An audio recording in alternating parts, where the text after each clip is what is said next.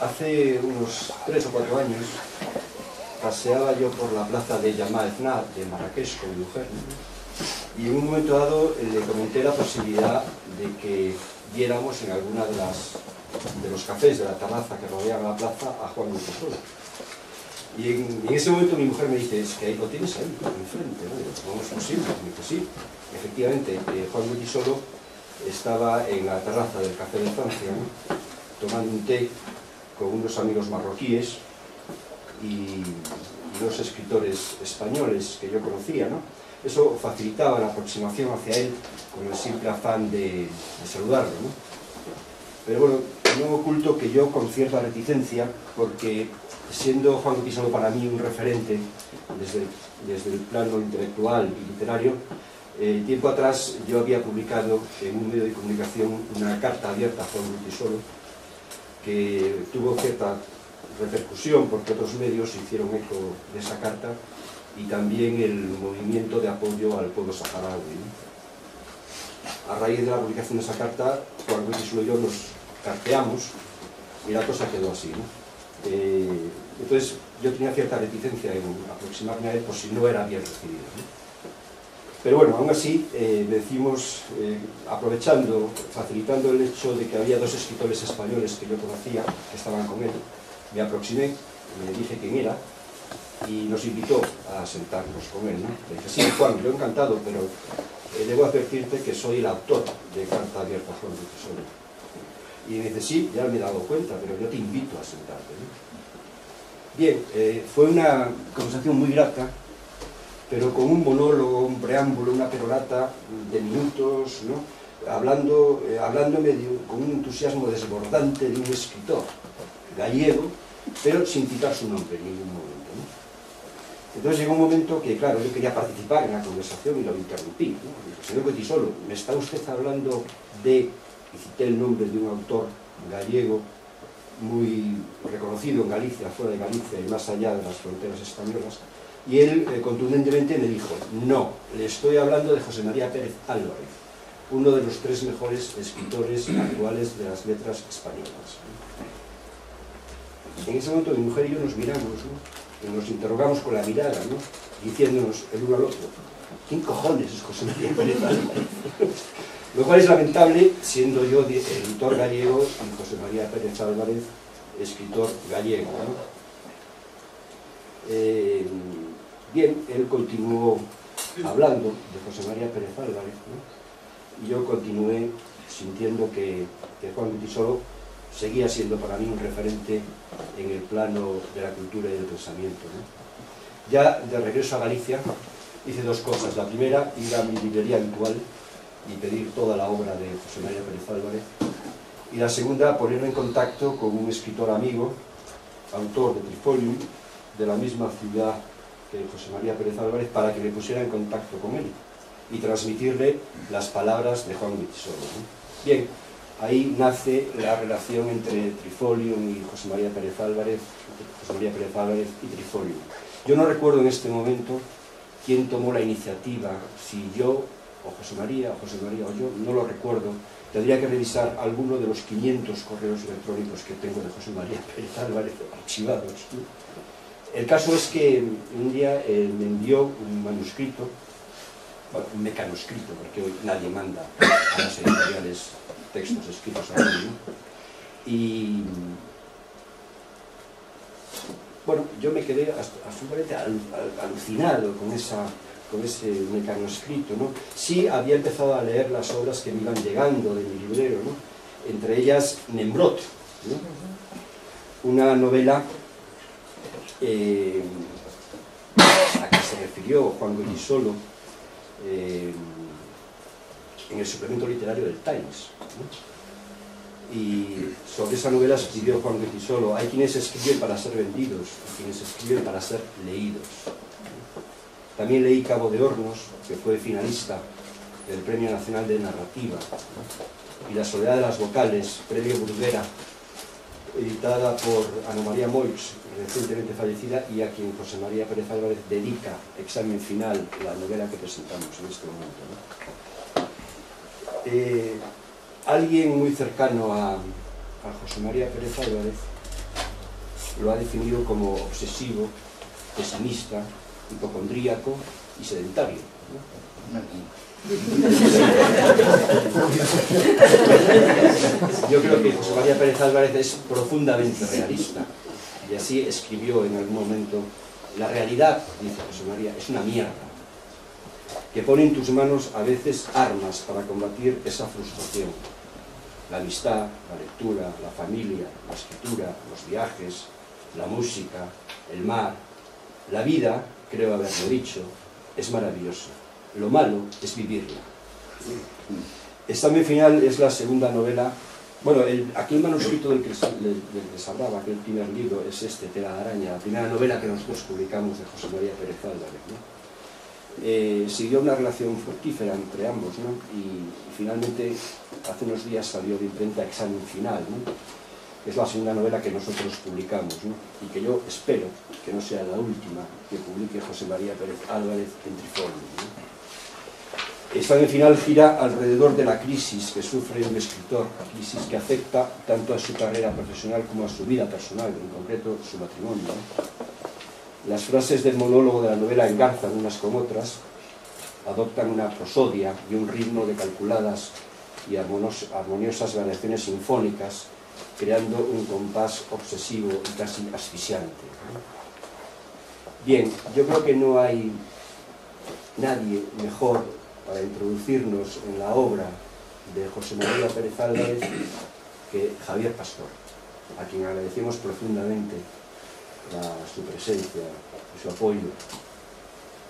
Javier Pastor ha publicado Fragmenta, Esa ciudad y Mate Jaque, obras que tuvieron una amplia y buena acogida por los críticos, quienes le señalaron como una de las voces más destacadas de la narrativa en castellano y una de las más singulares por su lenguaje y la estética de su prosa. También de Javier Pastor se ocupó en su día Juan Goytisolo. Para Juan Goytisolo, la propuesta literaria de Javier Pastor es la de un orfebre que oculta su arte y artificio, a quien se plantea en la lectura como una incursión en un ámbito nuevo, no el de la novela de aventuras, sino el de las aventuras de la novela. Ejercicios literarios que entenderá mejor un lector arriesgado, un lector decidido, un lector no acomodaticio y que exige su punto de dificultad. La obra de Javier Pastor lleva consigo ciertas dosis de experimentación, porque según él mismo comentó en algún momento, no todo va a ser prosa facilita y batallitas de soldados. Con Javier Pastor... perdón, quería agradecer su presencia y por supuesto la acogida entrañable de Enclave de Libros. Bueno, pues muchas gracias. Muchas gracias a todos por acudir en esta tarde tan galaica que nos ha caído, porque ya he sabido que el habitante de Madrid, cuando llueve el primer día, dice: uy, qué bien, qué falta hacía y tal, pero al segundo está hasta los San Isidros de que le metan los paraguas en el ojo y se queda en casa, ¿no? Y a María y Pino, que nos han acogido una vez más, tan inmediata y cálidamente cual estilan, en su librería editorial, que es un centro imprescindible de irradiación y agitación cultural a pie de barrio. Y en ese sentido, el último lugar que pisaría un ministro del ramo, ¿no? Bueno, pues efectivamente soy Javier Pastor, amo de casa, y tengo el privilegio de presentar la novela Examen final de José María Pérez Álvarez, Chesi, recién horneada en la editorial Trifolium para su colección Literae, en verosímil menage con Elena Poniatowska y César Aira, por ejemplo. Creo que mi obligación hoy, porque estoy pez en estas faenas, vendría a consistir en provocarles un prurito de mala conciencia si renuncian a leerla, para intentar persuadirlos de que en ese caso se perderían algo bueno de verdad. Sobrevolaré, confiando en compartir norte, dos novelas de Chesi, estableciendo conexiones al pesto con fragmentos de otras obras, porque hay mucho donde espigar y lo difícil es acotar, en este caso, antes de centrarme en la que nos ocupa. Bueno, empiezo por una evocación, un flashback para los cinéfilos, que se remonta a mi primer contacto con la letra de Chesi a finales de 2004. Nembrot salió a la luz en 2002 y fue saludada por el recentísimo Premio Cervantes. Aquí es inevitable, va a haber concomitancias, ¿verdad? Al paso, un premio del que me alegro mucho por razones personales, que son cuestionables, pero me alegro aún más por razones literarias, en mi opinión irrebatibles. Fue saludada por Juan Goytisolo, digo, como la mejor novela española publicada ese año. Generalización que uno, muy despistado en novedades y enemigo testarudo de generalizaciones, concedió sin reservas después de fagocitarla. Nembrot es un festival, una celebración en que convergen 57 fragmentos numerados, titulados y con frecuencia dedicados, y les aseguro que es todo menos fácil arriesgar y sostener esa autonomía paragráfica exigida por una numeración, un título y un epígrafe, comprometiendo nuestros condicionamientos históricos de lectura. Digo, porque hay célebres chulerías por ahí, como la de Döblin, en Berlín Alexanderplatz, cuando coge y hace resúmenes capitulares a principio de, justamente de cada capítulo, anticipándonos qué es lo que le va a pasar a Biberkopf, ¿no? Y haciendo un uso, pues justamente de un recurso que era característico de la novela clásica, pero que él subvierte, ¿no? En ese sentido, cómo se atenta contra ese condicionamiento es ejemplar en el caso de Nembrot. Nembrot daba cuenta, por jibarizarla naturalmente, de una genuina historia de amor entre dos hombres, si uno se pusiera a sola pista, con una suntuosidad de recursos y un regocijo ante las posibilidades de expresarse abecedario mediante, que me comunicaron ipso facto un entusiasmo de descubrimiento compartido, una implicación, una copropiedad creíble entre escritor y lector, presentes desde el mismo momento en que se me deslizaba con descaro ese Horacio Oureiro en el que resonaba Cortázar, uno de los tipos que con más vigor y mejor fortuna ha contribuido a establecer y persistir en esa improbable fraternidad escritor-lector, y uno de los males comunes de nuestros altarcitos domésticos, ¿no? Con Pessoa y que no, y Perec, esas cosas, ¿no? Sin pretender, digo por parte de Chessy, salvo ecos escrupulosamente intencionados, un simulacro de alto nivel, sino mostrar una seguridad estupefaciente que se permitía, por principio, justo esa clase de guiños. Cuando hablo de simulacros de alto nivel, me refiero, por ejemplo, a lo que hace Fogwill con Help a él, con respecto a El Aleph, que es un texto que amamos también en Comandita, ¿no? Y que es una reescritura que seguramente estará por esas estanterías y pueden buscarla después. Nembrot me propuso un territorio singular y gallardamente propio. Y cuando leí la reedición de una muy estimable es un palabra que usamos los amos de casa cuando estimamos más otras obras de un autor, pero vamos, una muy estimable novela anterior, Las estaciones de la muerte, de 1987, donde testifiqué una evolución, mejor, una reinvención casi lisérgica, tan distante de ese futuro desparrame de imaginería y verbo, como de la visión de Orense, diría, amable y hasta afectuosa que proponía entonces, narrativamente, y reformula, drástica y freudianamente, casi 20 años después, en una separata de apenas 7 páginas, que se llama La tierra ajena. 7 páginas que se suman a lo mejor que ha destilado este tío y comienzan con una dureza no contemplada, creo, antaño, ¿no? en la anterior. A uno que siempre ha querido ser de otro lugar. Ese Orense por el que siente desdén y hastío, ese mediocre libro inconcluso al que todos vamos añadiendo páginas de mala manera, ese lugar desmemoriado y de tinieblas, esa ciudad en la que los puentes sobre el Miño, en lugar de unir orillas y barrios, invitar al paseo, a la contemplación del río y a las meditaciones metafísicas íncitas a la contemplación de un río, desde al menos Jorge Manrique, son transitados rápidamente, cito, sin deseo de permanecer en ellos, como huyendo de uno mismo. Y concluía, quizá en el fondo no seamos sino los cadáveres que nos precedieron y que, agrupados siempre en la santa compañía común, caminan incansables hacia el fin de la tierra sin hallarla nunca, emigrantes apátridas en busca de un destino escrito en la superficie de un mar distante que nos acoja algún día. Bueno, para sorpresa de colegas y críticos, de familia y amigos, y acreedores, ¿no?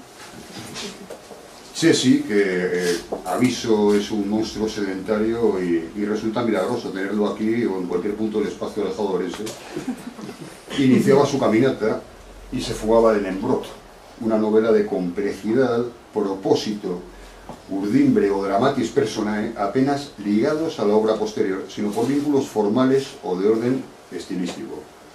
Cuidado, porque Chessy siempre suena a Chessy aunque se deshabite y haya empezado a otear otros territorios abandonando el tan merecidamente ganado. Vuelve a reinventarse, pues, y tras una advertencia, Cabo de Hornos, que fue finalista del Premio Nacional de Narrativa en 2006, alumbra la que será mi segunda cara, La soledad de las vocales, Premio Bruguera en el año 2008, donde ya, en mi opinión, está pisando el exilio. El Premio Bruguera fue un premio de breve duración y que tenía la peculiaridad de ser un premio con jurado unipersonal. El primero creo que lo dio Mendoza, pudo ser, creo que sí, y el segundo lo dio Esther Tusquets. Bueno, tengo que decir que Esther me dijo, literalmente, me dijo, teniendo en cuenta que había formado parte de, en fin, un centenar de jurados, un centenar de premios diferentes, que no había tenido el menor problema. Me dijo, no, por una vez no había competencia. Con lo cual, en fin, pues quede claro, ¿no? Vamos a ver, ¿dónde me había quedado? Así menciona Esther, no había competencia. Bueno, ni a bote pronto se me ocurrió entonces, ni a bote tardo ahora, ningún escritor del territorio, y menos después de haber padecido aquellos pésimos ventrílocos de Bernhardt en los 80, capaz de explotar la reiteración de media docena de leitmotines hasta urdir un rum implacable que no desfallece de primera a última página. Exasperación rítmica que hace de una rutina abocada a la nada y una vida sin horizonte, eso justamente, la hipóstasis de muchos días, aunque el trecho temporal sometido a trilla sea irrelevante, en un solo día eternamente idéntico a sí mismo, agotado en sí mismo. O el vértigo que se sigue de constatar que un solo día vale por todos los de antes y después, en un presente continuo de pesadilla. La soledad de las vocales no era una novela triste, no es una novela triste, sino que es una novela implacable, en ese sentido. Y la experiencia de su lectura es, en compresión, cubicaje y ajuste, poética. Ahora bien, ahí le expresé por primera vez mis dudas acerca de si estaba abriendo un melón o lo había prensado y exprimido hasta condenar, o lo había prensado y exprimido hasta condenar cualquier continuidad a déjà vu o epigonía. La novela que nos convoca, más la aún inédita Proceso de demolición, demuestran que mis temores son de momento pura suspicacia. Y añado que La soledad de las vocales, Examen final y Proceso de demolición forman una trilogía involuntaria, esto es, no planeada, pero sí resultada de una unidad evidente. Examen final nos pone delante, cito, un protagonista masculino ensimismado y quejica que pasa la vida sufriendo. Y ese ensimismado, quejica, llorón, hipocondríaco, insoportable, pesimista y pejiguero eres tú. Al margen...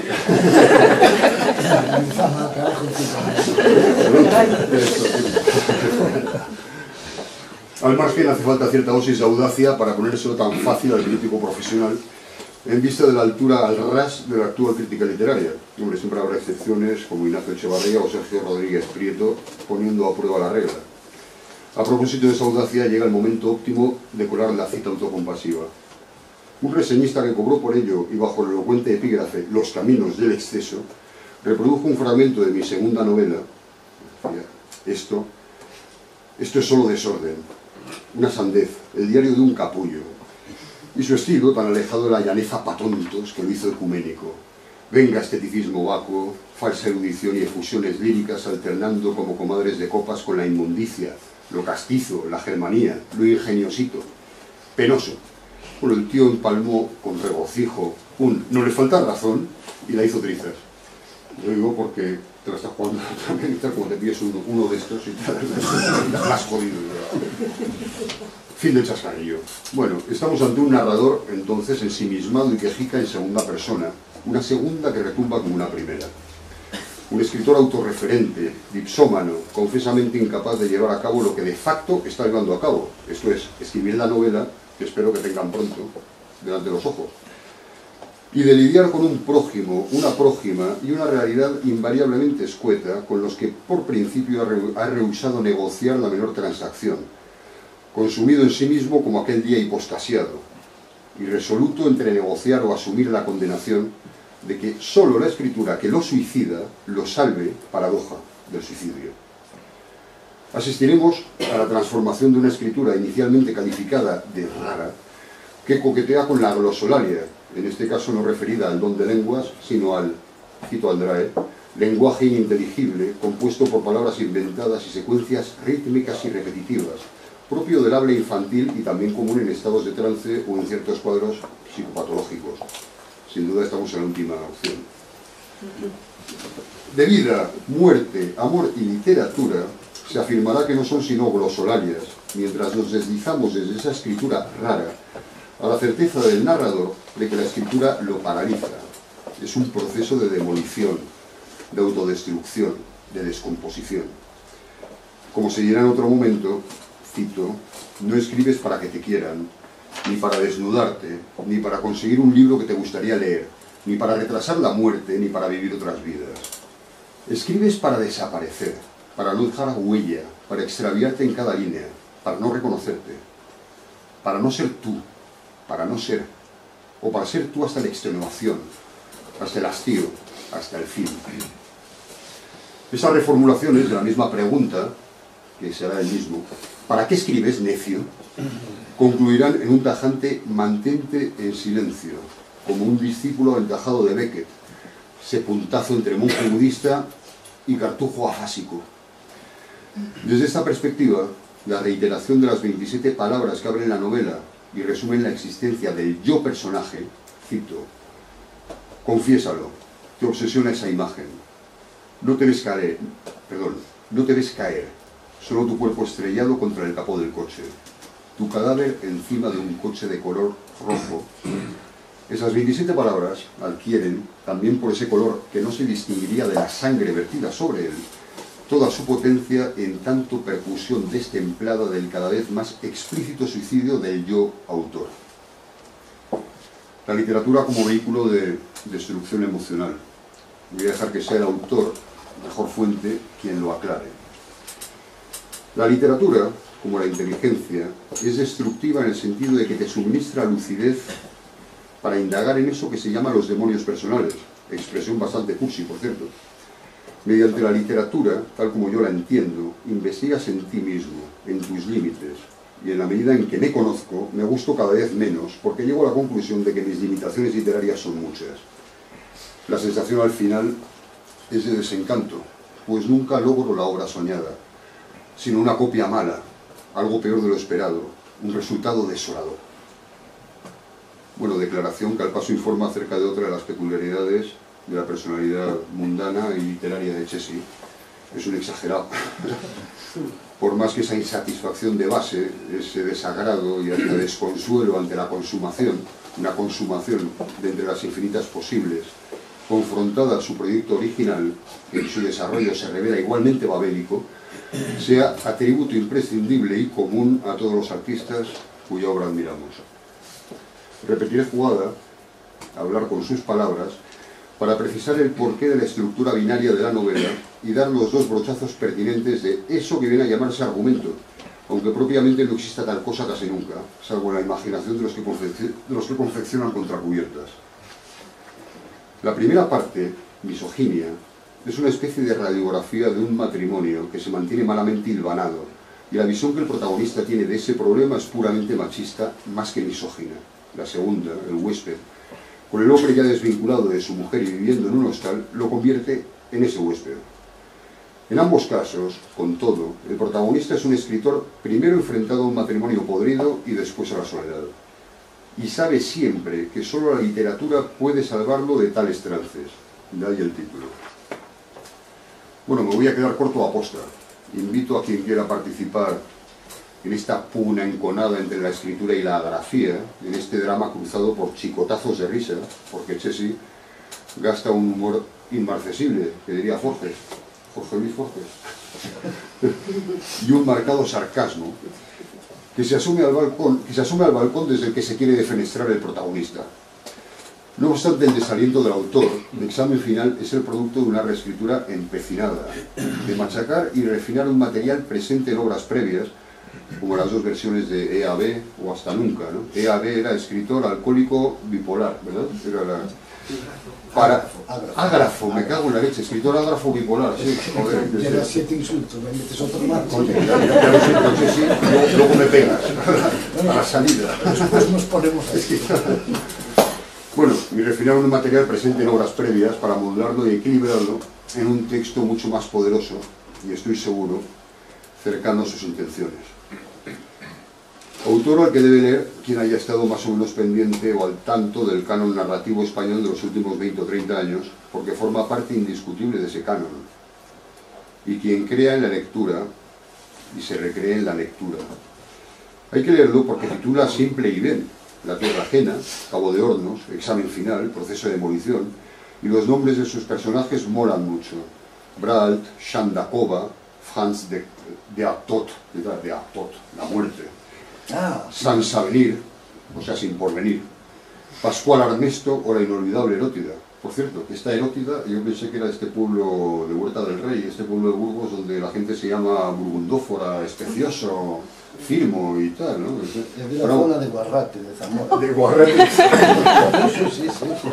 Allí una persona me dijo los nombres que había en su pueblo y otros de los alrededores, y este era el más común. Me lo voy a apuntar junto a Huerta del Rey y tal. En cualquier caso me he enterado de que hay 42 erótidas en España y que tiene una edad media de 65 años. ¿Cómo es Google, no? Bueno, hay que leer a Chessy porque leyendo uno refresca las letras de Serrat, ¿verdad? Aprende palabras preciosísimas como padrejón, epicedio o gamma-glutamil transferasa, y recetas de cocina y añadas de cosecha, denominaciones de origen, incita a leer a Twain y a Defoe y a Calvino y a Melville y bastantes más cosas. Este señor es tan culto como modesto y alérgico a la pedantería. Pero a quien quiera saber más de Chessy y su obra, lo encomiendo a la reciente y estupenda entrevista, de la que proceden las dos respuestas suyas incluidas aquí, que le ha hecho Beatriz Pérez, su hija, para la revista Combate, cuyo nombre homenajea a la legendaria Combat francesa, que es una iniciativa peleona, fresca y admirable, que alimenta la confianza en las mejores cualidades de nuestra tan baqueteada juventud preemigrante. Y bueno, me he enterado con alegría de que la inencontrable Nembrot, porque el DVD se fue hasta el carajo, ¿no? Y tal, pues ha sido reeditada en soporte digital, en libro electrónico. Lo siento, Pino, por ahí, claro, ¿no? Esto decir libro electrónico aquí es una indelicadeza, perdón. Por 1 y 0 ediciones, para múltiples soportes, y ignoro cuáles. Termino. Quizá algunos de ustedes hayan leído días atrás la distinción que introducía Juan Goytisolo a propósito de poesía y novela. Cito en corto: la relación entre poesía y novela parte de un hecho diferencial. Mientras la segunda no cabe en el ámbito estricto de la primera, la poesía, a la inversa, sí. Probablemente se refería a los, digamos, ejemplos extremos, ¿no? Como Faulkner o el Broch de la muerte de Virgilio. Pero como he dicho antes, la impresión que me produjo la lectura de La soledad de las vocales y de no pocas parrafadas, no pocas páginas de Chessy, es marcadamente poética, y su oído musical y prosódico es indiscutible. Pero arrastrando el aserto más allá en nombre de una siempre agradecida reducción al absurdo, que se besa con esa lógica aplastante del niño que distingue sin titubeos la prosa de la poesía, está tirado. Porque en la primera las letras ocupan toda la página y en la segunda solo a cachos. Una novela puede estar trufada de poemas y hasta de buenos poemas, como el Barnabuz de Lagbo, que posiblemente también esté por ahí, mientras no hay manera de vincular una novela en un poema, a pesar de la suficiencia con que un extinto poeta local me aseguraba hace ya bastantes años haber escrito la primera novela negra en verso asonante de la historia. La primera primera novela negra en verso asonante de la historia, y como novela y como poema me parece una porquería incolora, la verdad. Se lo argumenté, pero de ninguna manera me considero responsable de su suicidio. Incompatible con ese gatillazo es el que paso a leerles sacando el penúltimo conejo de la chistera. El último conejo lo estoy yo. Tú mismo. El último conejo, pues mira, es el de Chesi Poeta. Está inserto, no recuerdo en Tela Araña, pero está inserto en Embrot, que también ha publicado Trifolium, y me he permitido un par de tradiciones asumibles, al menos respetadas por el autor, al original. Con aquella muerte, con aquella ausencia, se mutilaba el universo, desaparecía su plácida niñez, la particular manera de interpretar lo visible, sus irrepetibles experiencias, los sueños que tuvo, su forma de dormir, de moverse, de estar, su voz. Morían quienes la habían amado, quienes habían falsificado los usos del amor. Moría su idea de la lluvia, del mar, de la dicha, lo que vio como nadie vería ya. Las islas, la luna, las gaviotas, las nubes caprichosas, la madrugada y sus pesadillas. Morían los objetos habituados a su tacto, el mundo cotidiano. Morían quienes le habían dado la vida, heredando solo dolor. Bueno, es llegado el momento de celebrar calurosamente a quien asegura que efectivamente la vida es maravillosa y lo malo es vivirla. José María Pérez Álvarez, Chesi. Muchas gracias.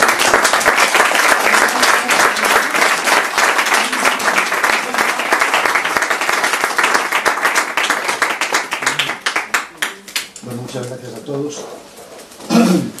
Espero que examen final. Traigo cosas copiadas para algo para leer porque no quiero perderme. Después hay algo que puede suscitar unas preguntas, mejor no. Espero que examen final esté a la altura de las generosas palabras de Xan, el editor de Trifolium, y de Javier Pastor, al que agradezco su comparecencia, y asimismo manifiesto mi gratitud por la gente de Enclave de Libros. Pienso que no existe lugar mejor en el mundo para presentar mi novela que una librería, que es una especie de refugio para quienes nos dedicamos a este oficio y amamos los libros. Doy las gracias igualmente a los amigos, a los conocidos e incluso desconocidos que decidieron ceder parte de su tiempo para acompañarme hoy. Si algo tiene de bueno escribir, es que en este tipo de actos te reencuentras con personas a las que quieres y a las que hacía tiempo que no veías. Esa ya es una razón más que sólida para rellenar páginas contra todo juicio. Me toca ahora decir unas palabras y la verdad cada día me resulta más difícil. Es más, sospecho que me dedico a escribir para no tener que hablar. No soy hombre de muchas palabras y nunca tuve claro qué era lo que querían decir mis novelas, qué finalidad pretendía. Es un poco agobiante no saber dar respuestas a ciertas preguntas y por eso hace unos días leí una frase del poeta John Ashbery que me confortó. Afirma el poeta lo siguiente: no tengo ni idea de lo que habla mi poesía. Pues ya somos dos en este aspecto. A mí me sucede igual. Me pongo a escribir a partir de una frase o de una imagen sin un proyecto preciso y, como decía el otro, si sale con barba San Antón y si no, la Purísima Concepción.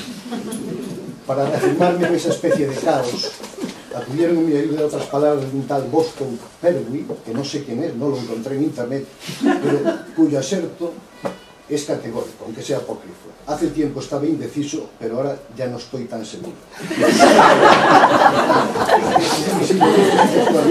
Me parece redonda.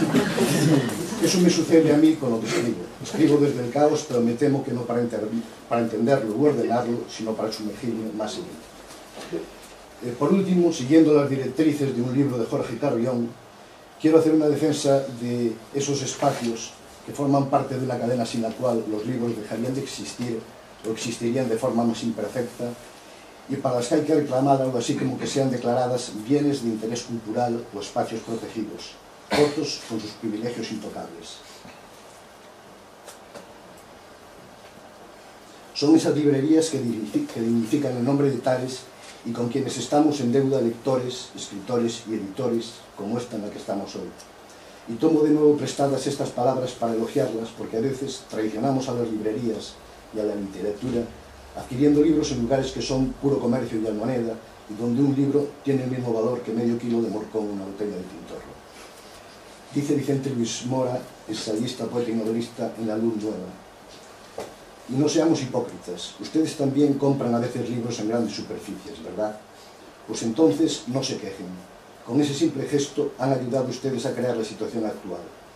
Si hubieran comprado todos sus libros en pequeñas librerías, el fenómeno quizá no se habría producido de cualquier forma, pero hubiese tardado más en llegar.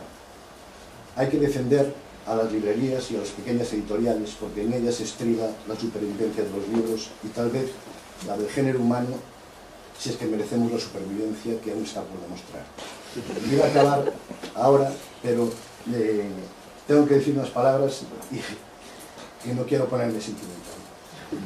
Tengo que hacer un agradecimiento muy particular a una persona que está defendiendo mi literatura, que me está apoyando como persona, que constituye un apoyo total para mí las 24 horas del día y con quien tengo el orgullo de compartir apellido, que es Beatriz. Y con esto termino.